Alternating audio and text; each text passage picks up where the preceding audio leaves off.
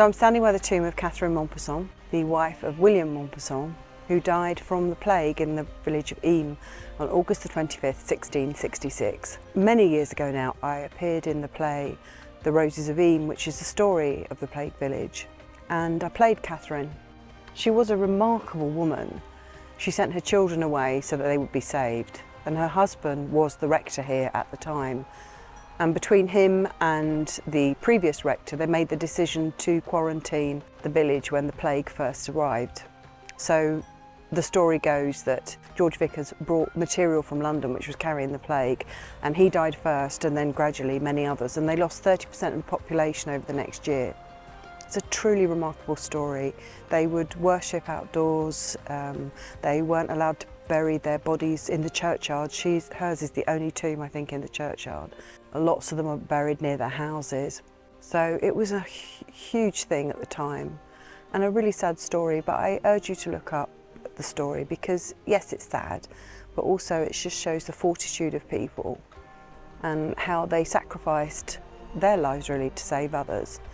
So this is the story, and I'm just grateful to Catherine and honoured to have been able to have portrayed her, and I hope I did her justice.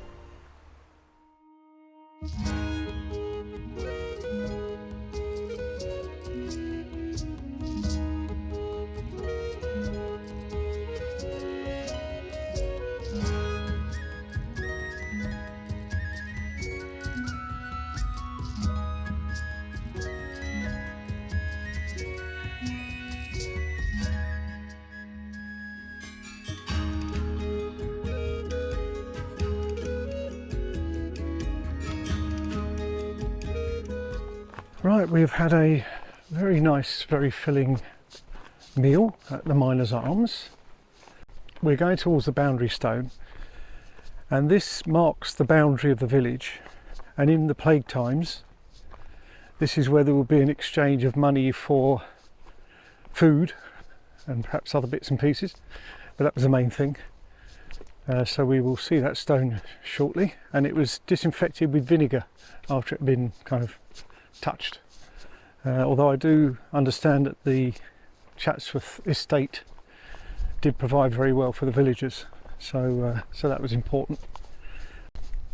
Lovely, beautiful countryside. Again, I'll have a little look around. So wonderful, wonderful scenery. We've got the dry stone walls, we've got some cattle up there in the fields into the sun, and through there another beautiful view.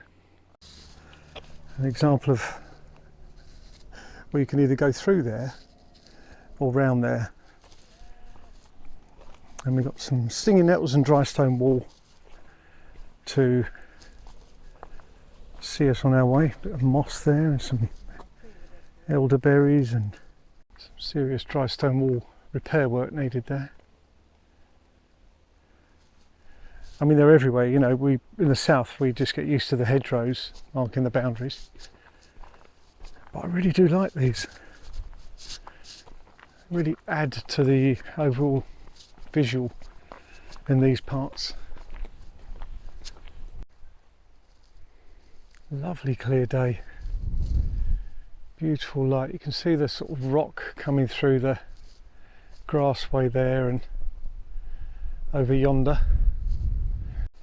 Actually, this little walk is worth doing just for the scenery because it's so open.